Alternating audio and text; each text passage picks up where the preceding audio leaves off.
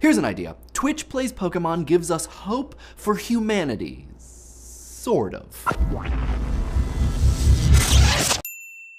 So before we get started, I think it's worth pointing out that this is the most requested episode topic ever. Don't make me beg here, because I will do it. As you've probably noticed, we usually like to wait a little bit before saying anything, but the depth and volume of the conversation surrounding Twitch Plays Pokemon has been monumental. People are talking about how it's meaningful and interesting and important, and so that is what we are going to talk about, the way that people are talking about TPP. But we are getting way ahead of ourselves. For the unfamiliar, Twitch Plays Pokemon is emulated versions of Pokemon games, first Red and currently Crystal, played via chat on the video streaming site Twitch. You type left, Red the Pokemon trainer goes left. You type right, he goes right. Except it's not played solo. It's played by however many people want to, simultaneously. And however many tends to be in the tens of thousands, all guiding Red towards the ultimate goal of beating the Elite Four. Well, sort of. As you might expect, there are a lot of people interested not in progressing the game, but hindering that progress. Add to that the fact that the stream itself is delayed 30-some seconds and the game becomes a Calvin Ball-esque endeavor of figuring out how to play the game. After a rough spot in Team Rocket's HQ followed by some riots, TPP's developer, an anonymous Australian programmer who wrote the script that makes the magic happen, implemented a voting mechanism. If a majority of players vote for anarchy by typing it into the chat, the game will try to perform every command entered as originally programmed. But if democracy gets the majority vote, the game will perform whatever the most typed command is for every 10-second period. The input mode will switch whenever a new majority is reached, and as of Crystal, democracy mode automatically kicks in at the top of every hour. Democracy just kicked in! The implementation of this feature seemed to cement something of the meaning of Twitch Plays Pokemon for so many people. Here we are, we're trying to steer this thing, and we generally know where we want to go, which is really part of the beauty of doing this with Pokemon Red. It's a casual game where progress is very clearly defined, but there are also these familiar, external, and seemingly irrational forces constantly attempting to prevent that progress. Sound familiar? This could just as easily describe career building, high school, competitive shuffleboard, life. Pal of the show Andy Baio called Twitch Plays Pokemon a microcosm of the internet at large. Journalists, critics, and commenters have variously referred to it as an experiment in government, host to symbolic quasi-political culture wars, and a rather accurate representation of the current US government. Conveniently enough, in Leviathan, political philosopher and serious whisker-haver Thomas Hobbes describes government as though it were a body. He doesn't say anything about that body having to catch them all. Though if I remember correctly, the body is clearly that of a male monarch, and Hobbes does seem pretty understanding of territorial conquest. But he does describe, quote, that great Leviathan called a commonwealth or state, which is but an artificial man, though of greater stature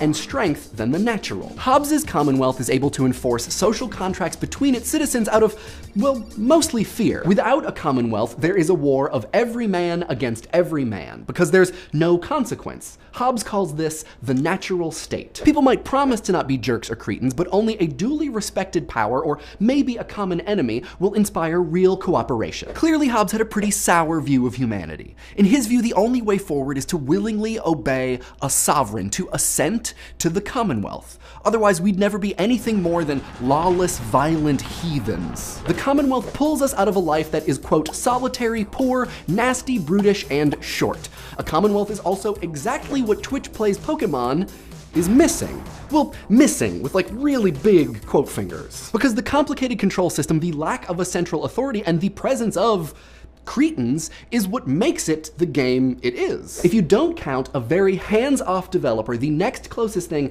to an external organizing force is the funnel of the game itself, gently encouraging any sane player towards the ending. But the funnel isn't active. It only works because a collective billion hours of button mashing have instilled in us a sense that games are to be finished. How do I finish the game? Show me all of the boxes to tick. I want to catch them all.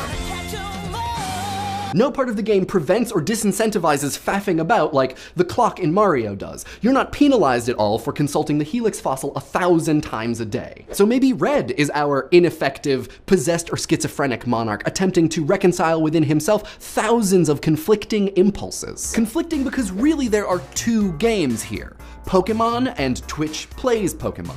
everyone playing Pokemon is also playing Twitch Plays Pokemon, but some of the people playing Twitch Plays Pokemon have no interest in the underlying game of Pokemon. They might even have an active disinterest in its completion. So given the warring factions, TPP is stuck in something of a natural state. Sure, there are aspirations towards civility, but property remains unsafe, the in-game industry can't grow, and all progress is potentially fragile. Nothing compels a contract between players except for a shared understanding of the game and words typed into a chat, and well, we've already talked about how much promises are worth. But all this being said, we did beat Red. I mean, it normally takes 25 hours to beat Pokemon Red, and it took us 16 days, 7 hours and 45 minutes, but we did beat it, and now we're well on our way towards beating Crystal, which is very exciting because one popular view of humanity, and by extension the internet, is like Hobbes's, that without some external force or sovereign, we're nothing but hopeless animals.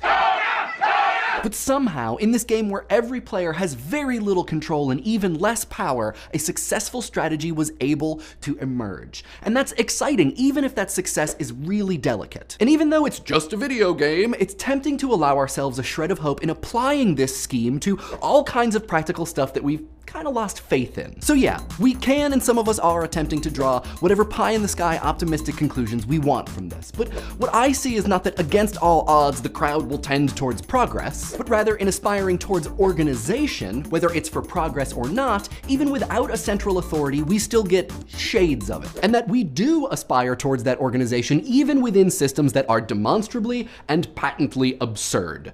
Start 9, start 9, start 9, start 9, start 9, start 9, Helix Fossil. What do you guys think? Is Twitch Plays Pokemon a model for government or a social experiment? Let us know in the comments, and I choose you, subscribe to. I really need better jokes. So I just started watching True Detective, and for some reason I can't shake the feeling that it is the same world in which Harry Potter exists. I don't know why. So let's see what you guys had to say about Harry Potter and the existence of fiction. Dante asks whether or not J.K. Rowling's Harry Potter is in some way like the most correct Harry Potter. And I think that this is kind of, I think, the mark of a good novelist, right? Like someone who is able to make a character that for all of the people who consume the work, they understand who they are and why they would behave the way that they are. So, I don't know, it's a good question. Relatedly, PhilosophyTube writes a comment about Freja's distinctions between sense and referent and how ideas about differing Harry Potters might not be conversations about to which Harry Potter they are referring, but in what fictional domain they exist, which as always is super interesting. And also I learned that I'm not exactly saying Surrey incorrectly, so I can stop stressing out about that.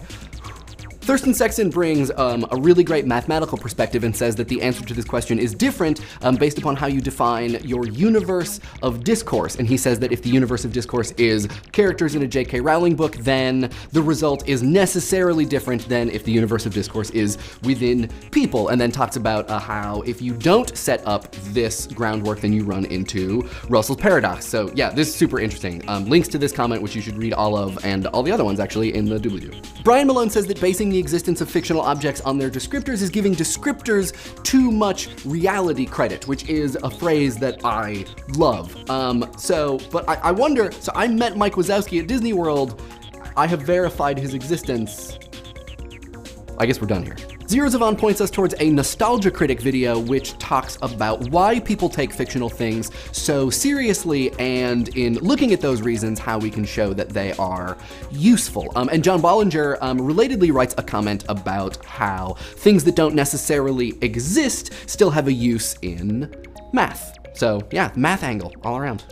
Really like it. David McNamara and Andrew Conlon both comment on the fluid definition of existence that we used in the video, and I think that this is a totally fair criticism, and that a lot of the conversation, like we were hoping that it would wage in the comments because of the information we provided, but it seems to have kind of happened in spite of it. Also, Andrew, I am totally gonna use realiness. That's awesome. Ben Ferber writes an amazing comment about the Brechtian idea of drama and how when performed, people will think of their lines as being appended with phrases like she said, he said. There's a link, you should read it. It's great, it's really good. Thank you for writing this, Ben. I loved this comment, the end. I have been saying Rowling for years, And even today, I asked Morgan, the director of Idea Channel today, and he even said, yeah, it is rolling. So I blame him because he didn't tell me, even though he heard me say it dozens of times. Morgan. I don't care how you say it. So this is our 100th video, though it is not our 100th episode, so we're not gonna get the festivities going just yet, though maybe we should do something because our 100th episode is right around the corner. I don't know. Party? Some kind, maybe? Who wants to go out and get pizza?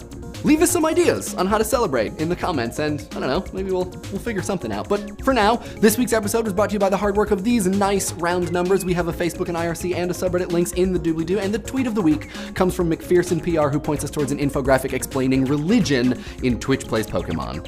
Whoa.